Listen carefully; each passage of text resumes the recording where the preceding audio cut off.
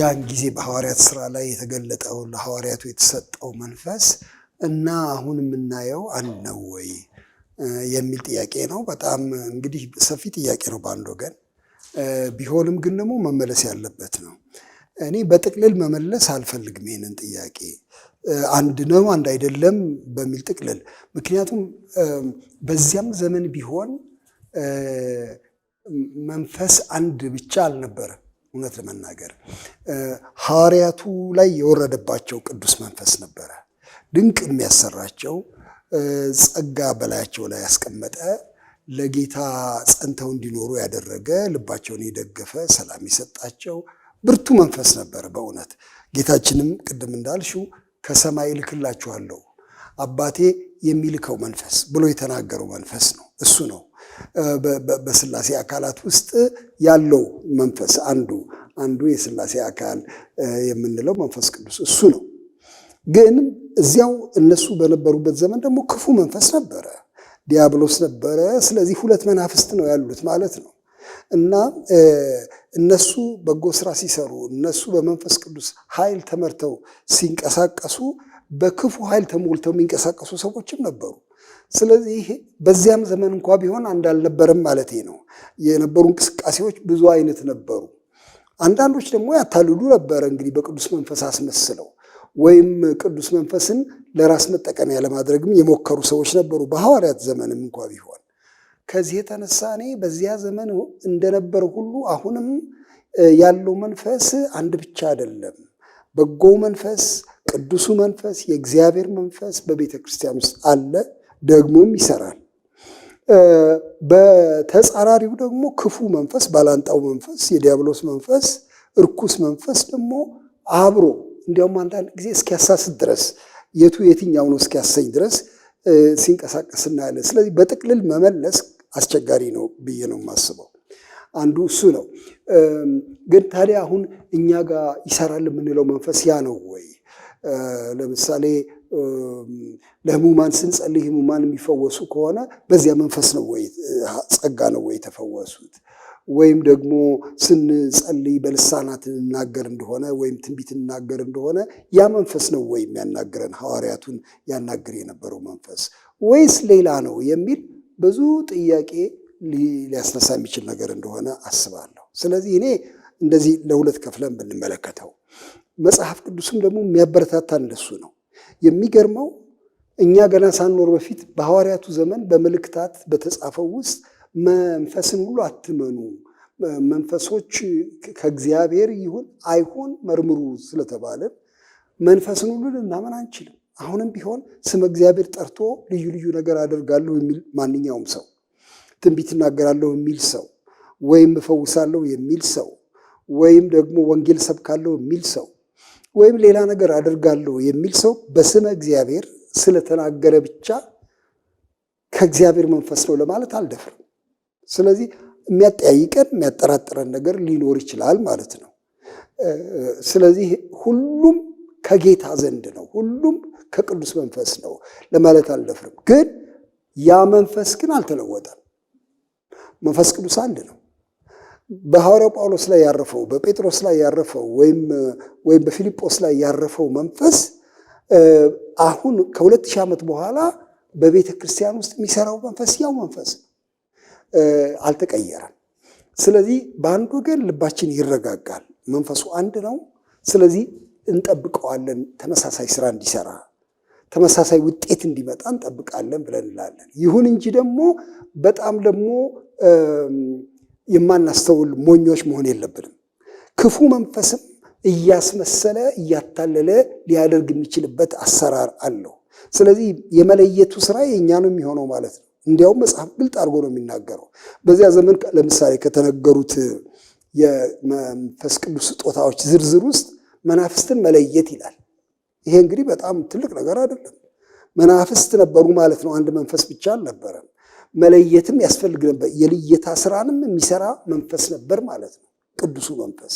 እንግዲያው በሰው ላይ ሲያርፍ ይሄ ከጌታ ዘንድ ነው፣ ይሄ ግን ከክፉ ነው፣ ይሄ ከሰው ስጋ ነው፣ ከሰው አእምሮ የፈለቀ ነው፣ ይሄ ግን ከእግዚአብሔር መንፈስ የመጣ ነው እያለ ይለይ ነበር ማለት ነው ያኔም። ልክ እንደዚያ ሁሉ ዛሬም ይሄው ያሻናል። የልየታ መንፈስ ያስፈልጋል እና ይሄንን ዲዘርንመንት ወይም ልየታ የምንለውን ነገር በጣም አድርገን አጥብቀን መያዝ ያለብን ነገር ነው ብዬ እኔ እላለሁ።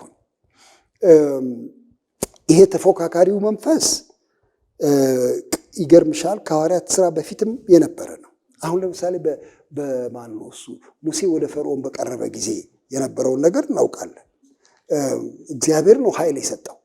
በዚያ በበትር ትልቅ ኃይል እንዲገለጥ አደረገ እግዚአብሔር። በትሩን ጣለው ሲል እባብ ሆነች፣ እንደገና ያዛት ሲለው ደግሞ መልሶ በትር ሆነ እና የግብፅ ጠንቋዮች እና አስማተኞችም ተመሳሳይ ነገር አደረጉ። ይሄ ተመሳሳይ ወይም ካውንተርፊት፣ ተመሳሳይ ማለት ትንሽ ያስቸግራል። እንግዲህ አሳሳች ተመሳሳይ ማለት ይሻላል መሰለኝ። ያው አሰራር ነበረ ያን ጊዜም ማለት ነው።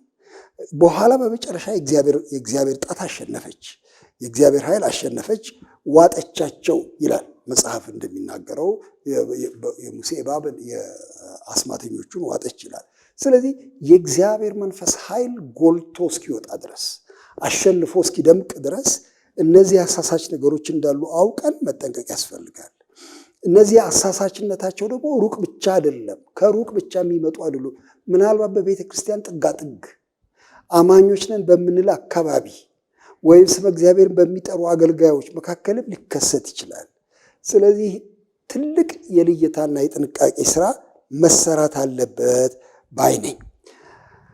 እንግዲያው የአንዱ እንግዲህ ምናልባት ትንሽ አብሬ ከሱ ጋር መናገር የምፈልገው የእግዚአብሔር መንፈስ ያው ከሆነ አሁን ደግሞ የሚከናወነው በእኛ ዘመን አንዳንዱ ነገር እሱን አይመስለንም፣ ለየት ይልብናል የሚል ጥያቄ ይመጣል እና እንዴት ሆኖ ነው ታዲያ የሚል ጥያቄ ሲነሳ እኔ ቅድም ካልኩት ከሌላ መንፈስ ምንጭ ከሚወጣውም ሌላ አንዳንዱ ነገር በኩረጃ የሚሰራ ይሆናል እጠረጥራለሁ። ሰዎች ይኸውልሽ አሁን ለምሳሌ በሐዋርያት ሥራ ላይ ሲሞን የሚባለው ጠንቋይ እናንተ አሁን በሰዎች ላይ እጃችሁ ስትጭኑ መንፈስ ቅዱስ እንደተሞሉ ይህን ስልጣን ለእኔም ስጡኝ አለ። በፍጹም ከመንፈስ ቅዱስ ጋር ግንኙነት አልነበረውም፣ ግን ሊገዛ ፈለገ በገንዘብ። እንደዚህ ባለ መንገድ ሰዎችን ለማስገረም ለማስደነቅ፣ አንዳንድ ጥቅሞችም ዝናም ለማምጣት ከመፈለግ የተነሳ ሰዎች ሊቀዱ ይችላሉ። በኩረጃ አንዳንድ ነገር አስመስለው ሊሰሩ ይችላሉ። ይሄ ብቻ አይደለም። አንዳንዶች ደግሞ የእግዚአብሔር መንፈስ አብሯቸው ይመስላቸውና ልቡናቸውን ካልጠበቁ ወደ ሌላ መንገድ ሊሳሳቱም ይችላሉ። ስህተት ሊኖር እንደሚችል ሁልጊዜ ማሰብ ጥሩ ነው። አንዳንድ ጊዜ ከፊል የእግዚአብሔር ስራ እየተሰራ ከፊል ግን የስጋ ፍላጎትና እቅድ እያየለ ሊወጣ ይችላል። ለምሳሌ እንዲያው በጣም ቀላል ምሳሌ ለመስጠት አንዳንድ ሰዎች አሁን እግዚአብሔር በመንፈስ ቅዱስ በላያቸው ላይ ያርፍና ትንቢት እንዲናገሩ ጸጋን ይሰጣቸዋል። የትንቢት መናገር ስጦታ አዲስ ኪዳናዊ ነው እና ያው መንፈስ አሁንም እንዲሰራ ተስፋ እናደርጋለን። ግን አንዳንዴ የሚናገሩት ነገር የተወላገደ ልክ ያልሆነ ይሆናል። እንዴት ሊሆን ቻለ ብለን መጠየቅ አለብን። ከእግዚአብሔር መንፈስ ነው የተቀበሉት ከሆነ እንዴት ይሳሳታል? ወይስ ከራሳቸው ፈቃድ ነው ያወጡት? ለምን ከራስ ፈቃድ ሊወጣ ይችላል? በትንቢተ ኤርምያስ ላይ ተጽፏል እኮ ከራሳቸው ልብ አፍልቀው ትንቢት ይናገሩላችኋል እኮ የሚላል እዚያ ላይ።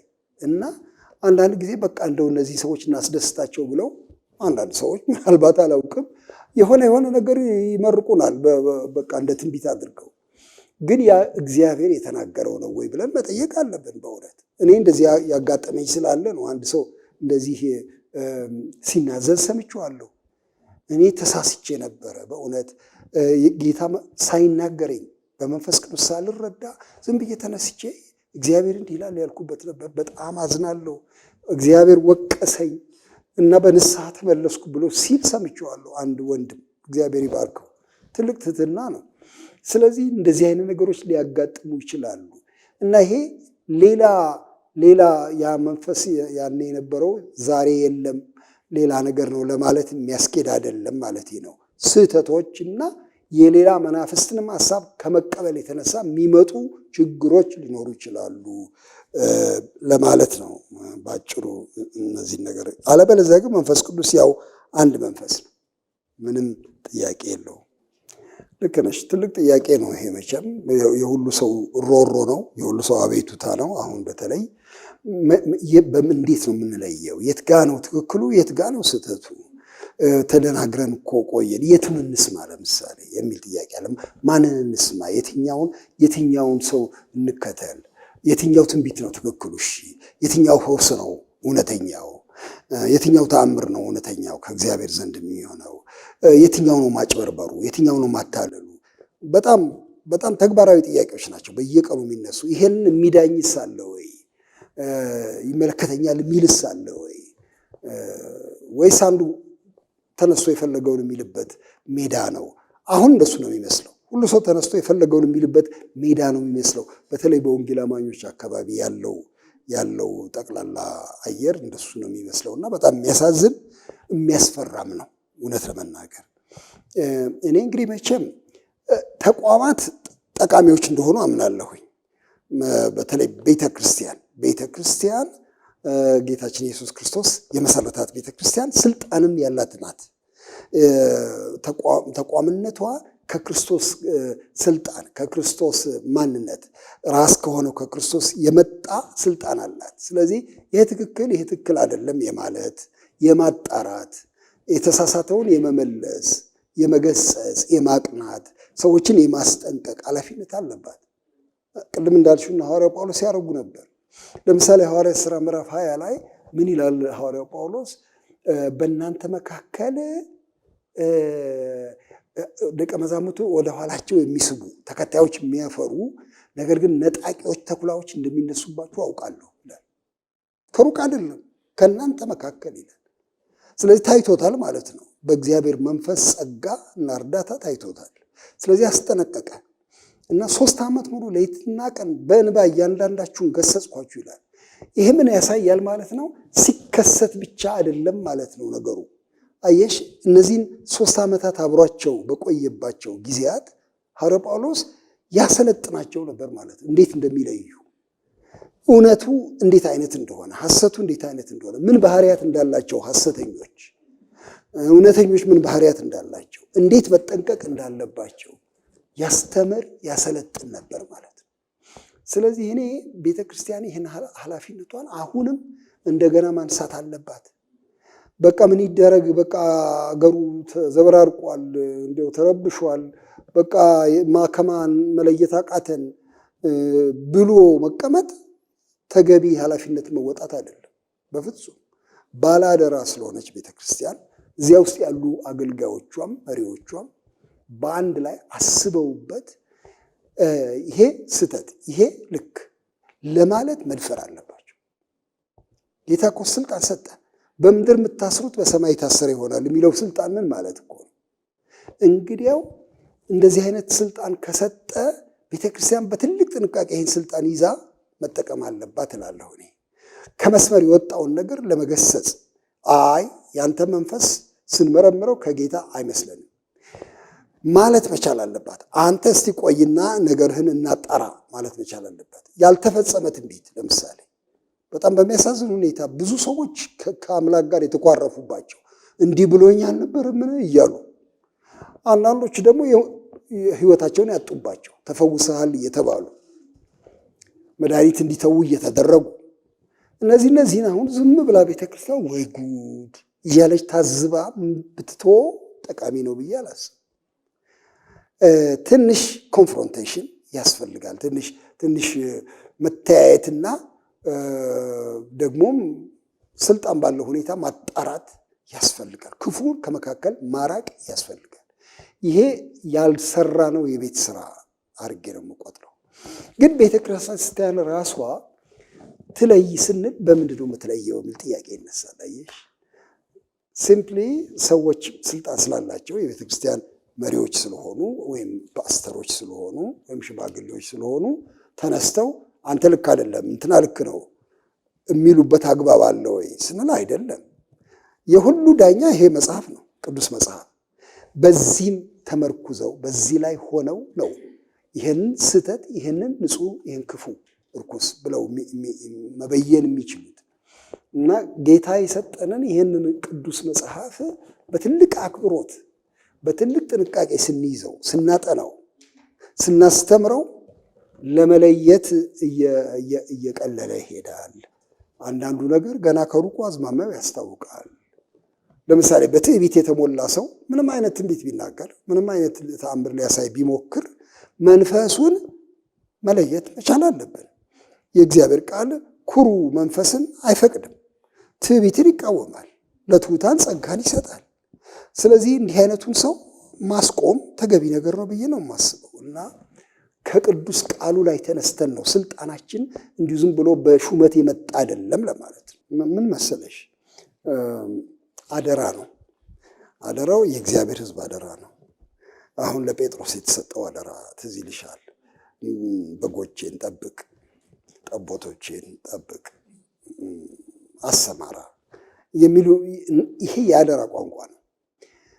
ይህን አደራ እንደተቀበልን አውቀን ተጠያቂነታችን ለጌታ ነው፣ ለሰው አይደለም። ቀዳሚ ተጠያቂነት ለጌታ ነው። ስለዚህ ክፉ ነገር እየተሰራ እያየሁኝ እንዳላየ ማልፍ ከሆነ ወይም አንቺ እንዳልሽው ነገ ደግሞ የኔንም ስልጣን ይጠይቃሉ፣ የኔንም ሁኔታ ለማጣራት ከሞከሩ አንዳንድ ነገር ያገኙብኛል ከሚል ስጋት ከተንቀሳቀስን በጣም ወድቀናል ማለት ነው።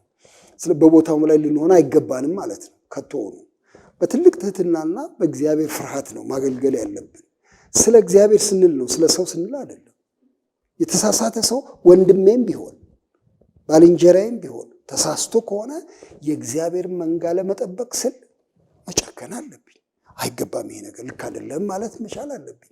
ይህን ካላልኩኝ መልቀቅ ነው ያለብኝ። ምክንያቱም ይሄ የእኛ ቤት አይደለም፣ እኛ ያዋቀርነው ቢዝነስ አይደለም ወይም ምናምን አይደለም። እና አሁን አንቺ ያልሽው ነው የቢዝነስ ስሜት። አንድ የቢዝነስ ተቋም ከሆነ ትርፉ እንዳይጎድል ነው የምንጠነቀቀው፣ ይሽሽ እያልን የምንኖረው። እንደሱ አይደለም። ይሄ የእግዚአብሔር ማህበር የእግዚአብሔር ቤት ነው እና እዚህ ላይ እንደ ቁርጥ አድርገን ማየት ያለብን ይመስለኛል። መሪነትንም በዚህ አንጻር መመልከት በጣም ተገቢ ነው። አለበለዚያ እግዚአብሔር ይቆጣል፣ እኛንም ይቆጣል። ስላልተቆጣን ይቆጣል። አሁን ማን ነው እሱ ያችን የምታስተውን ኤልዛቤልን ስለምትተዋት አይደለም የሚለው? የምነቅፍብህ ነገር አለኝ ያለው እኮ እግዚአብሔር መሪዎቹን ተቆጣቸው፣ ስላልተቆጡ የተሳሳቱትን። እና እንደዚህ አይነቱ ነገር በጣም አሳሳቢ ነው ማለት ነው።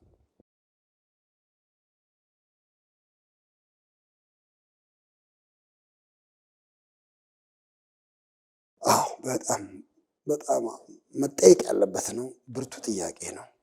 መቼም ሁለት ጥያቄዎች ናቸው። አንድም መጀመሪያ ያልሽው አሁን የሚያገለግሉ አገልጋዮች ጋር መቅረብ እንኳ ከባድ ነው የሚለው አባባል፣ እሱን እንዲያው ቶሎ መልሼ ወደዚያኛው ብሄድ ጥሩ ነው። እሱ አሁን የመጣብን በሽታ ነው። በሽታ ነው እኔ የምለው እንደው እውነት ለመናገር ክፉ በሽታ ነው። ምክንያቱም መድኃኒታችን ኢየሱስ ክርስቶስ መሬት ላይ መጥቶ ከድሆች ጋር ይጋፋ የነበረ አብሯቸው በታንኳ ተሳፍሮ በባዶ እግር ወይም በነጠላ ጫማ በአቧራ መንገዶች ላይ ይሄድ የነበረ ጌታ የምናመልክ ሰዎች ነን። በሰው ኑሮ ውስጥ ይገባ የነበረ ጌታ ነው። እውነት ለመናገር ከዝሙት አዳሪዎች፣ ከሴተኛ አዳሪዎች ወይም በዝሙት ከተከሰሱ ሴቶች ጋር አብሮ ይቆም ነበር ጌታ ኢየሱስ ክርስቶስ።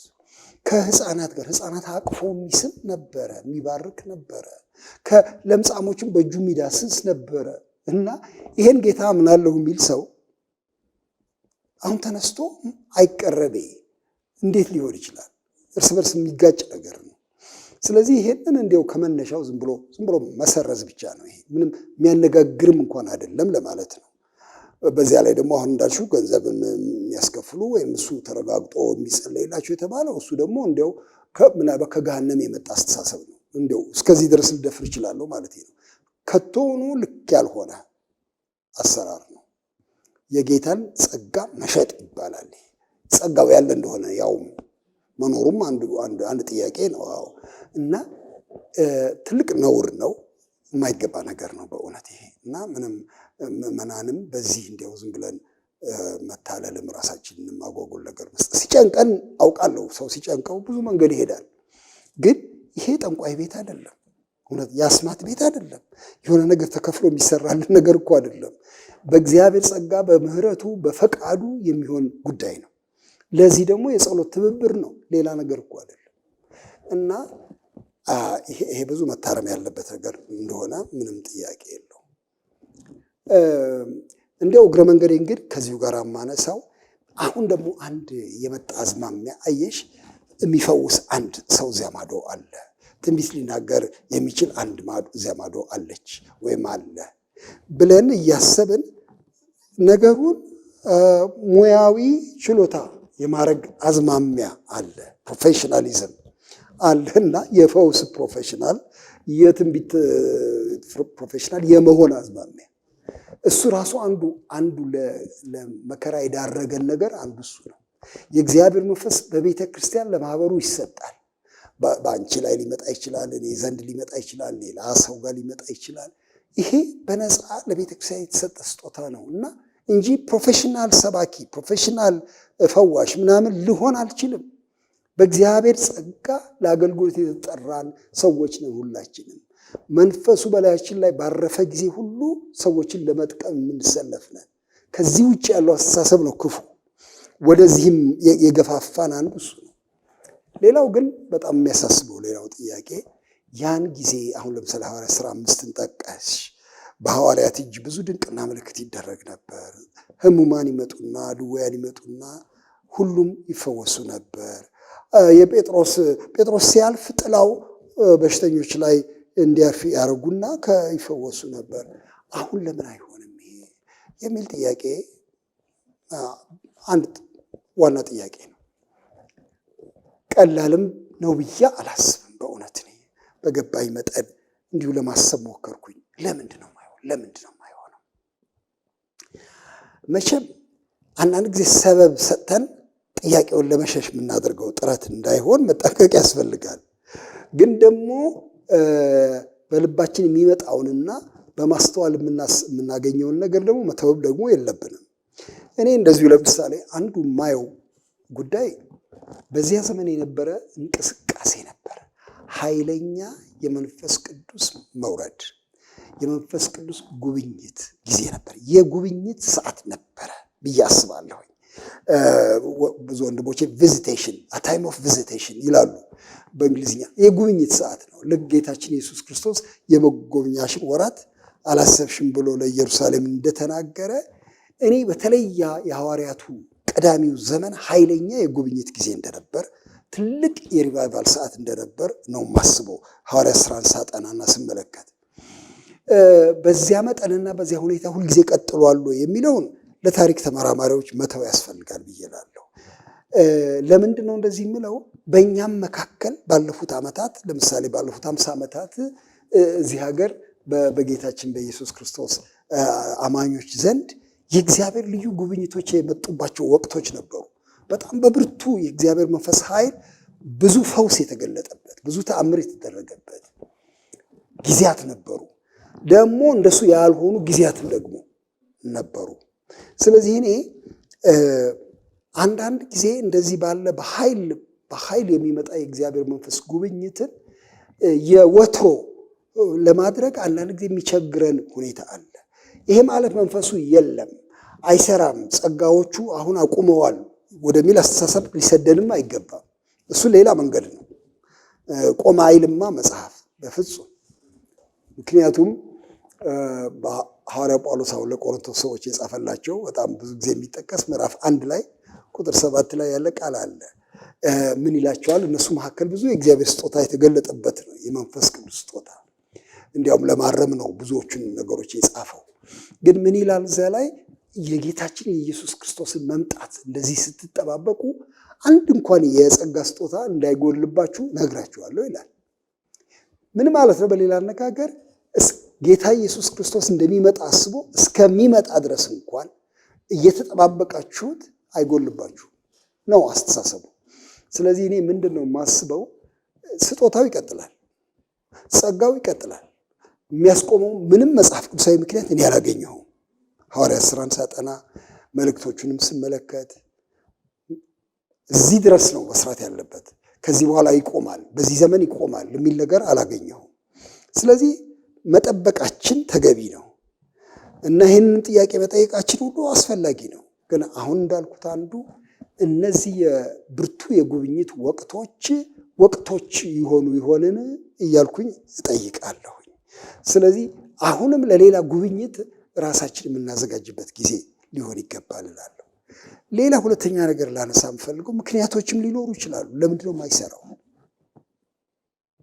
ይኸውልሽ ኢሳይያስ 59 ላይ እነሆ እጄ ከማዳን አላጠረችም፣ ጆሮዬም ከመስማት አልደነቆረችም ይላል ጌታ። ነገር ግን በደላችሁ በእኔና በእናንተ መካከል ለይታለች፣ ኃጢአትም እንዳትሰራ ከልክለዋለች የሚል ቃል አለ። በብሉይ ኪዳን ነው የተጻፈው፣ ልክ ነው። ግን አስተሳሰቡ አሁንም አለ። እንግዲያው ምናልባት አንዳንድ ጊዜ ሊከለክል ይችላል። የሰዎች አካሄድ የጌታን ጸጋ እንዳይገለጥ በሙላት እንዳይሰራ ሊከለክል ይችላል።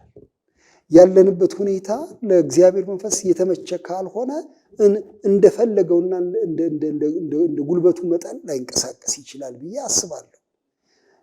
እንደዚህ ቢሆን የሚገርም ነገር አይደለም። በነገራችን ላይ ጌታችን ኢየሱስ ክርስቶስ እንኳን በወንጌላት አሁን ማቴዎስ ወንጌል ምዕራፍ 13 ላይ ቁጥር 58 አካባቢ ይመስለኛል ባለማመናቸው ምክንያት ብዙ ተአምራት ሊያደርግ አልተቻለውም ይላል። የእሱ ችሎታ ማነስ አይደለም፣ የእግዚአብሔር አለመፈለግም አይደለም። ከቶውኑ ግን እምነት አጣ፣ ዝግጁነት አጣ። ከዚህ የተነሳ ተቆጠበ እና እኔ አሁን ያለንበት ሁኔታ እግዚአብሔር እንዲቆጠብ አድርጎት ይሆን ወይ እያልኩ እላለሁ። የቤተ ክርስቲያን መልክ፣ የእኛ ሁኔታ፣ የልባችን መንገድ እሱ የእግዚአብሔር መንፈስ በሙላት እንዳይፈስ ከልክሎ ይሆን ወይ የሚል ጥያቄ አለኝ እና ይሄንን አስተውለን ነው ይህን ጥያቄ ማሰብ ያለብን። ሌላው ለአንዳንዱ ጥያቄ መልስ እንዳለንም ደፍረን መናገር እኔ ይቸግረኛል። ምናልባት አንዳንዱን አንመልሰው። ሁሉ ዳኑ፣ ወደ እርሱ የመጡት ሁሉ ዳኑ ይላል በወንጌል ላይ። በአሁኑም ቅድም እንዳልሽው ሐዋርያት ሥራ 5 ላይ ሕሙማንን አመጡ ሁሉም ተፈወሱ የሚል ቃል አለ። አሁን ለምን ሁሉ አይሆንም? አንዳንድ አልፎ አልፎ እናያለን፣ አንዳንዶች ሲፈወሱ እናያለን። ግን ሁሉ አይደለም። ለምንድን ነው? በእውነት አላውቅም። ደፍሬም ይሄ ነው ብዬ ለመናገርም አልችልም። ያ መንፈስ እንደሚሰራ ምልክቱ አለ። አየሽ፣ በነገረ መለኮት ምን ይላሉ መሰለሽ? በእንግሊዝኛ የተለመደ ነው the already and the not yet እየተባለ የሚነገር አለ።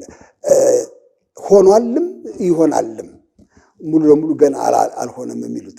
የእግዚአብሔር መንግስት ጉልበት አሁን ተገልጣለች። ከዚህ የተነሳ ሰዎች ይፈወሳሉ። የመንግስቱ ኃይል ነው። ከዚህ የተነሳ ትንቢት ይናገራሉ። ከዚህ የተነሳ ታምራት ይደረጋል። ምክንያቱም አለች መንግስቱ፣ አሁንም ትሰራለች፣ ስልጣን አላት። ግን ደግሞ ገና በሙላት አልመጣችም። መንግስት ትምጣ እያልን እንጠብቃለን። ከዚህ የተነሳ እንደዚህ አይነት መዛነፎች ይኖራሉ እና ይሄ በጣም ሊገርመን አይገባም ብለው የነገር መለኮት ሰዎች ይህን ያስረዳሉ። በአንድ ወገን ልክ ናቸው ብዬ አስባለሁ። ሁሉ ነገር ገና ፍጻሜ ላይ አልደረሰም። ከዚህ የተነሳ እንጠብቃለን። በሐዋርያት ሥራ ጊዜም ፍጻሜ ላይ አልደረሰም ነበረ እውነት ለመናገር። ግን ቅድም ባልኩሽ የእግዚአብሔር ጸጋ መፍሰስ ምክንያት ብዙ ድንቅ ነገሮች እየሆኑ በሰው ህይወት በቤተ ክርስቲያን እንደቀጠለ አያለሁ ማለት ነው። እና እንዲያው ምናልባት ልባችንን የበለጠ የሚያነቃ ጥያቄ ነው። ለምን አልሆነም? ጌታን መጠየቅም አለብን ነው የምለው። ለምንድን ነው በእኛ ዘመን ይሄም አይሆን ብለን አንተ ምልክት ሰጠ። አንድ መዝሙር አለ፣ የፈረንጅ መዝሙር በጣም ልቤን የሚነካኝ showers of blessing we need, mercy drops around us are falling but for the showers we plead ይላል። የምህረትህ ጠብታዎች አሉ በዙሪያችን ይታየናል። ግን እኛ አሁን የምንፈልገው ዠቅ ብሎ እንዲወርድ ነው፣ ጎርፍ እንዲመጣ ነው፣ ሻወር እንዲመጣ ነው የምንፈልገው እና የሚል የልመና መዝሙር ነው። የበረከት ዝናብህ ይወረድልን እና ያን መንፈስ መያዝ ይሻላል ባይ ነኝ እኔ።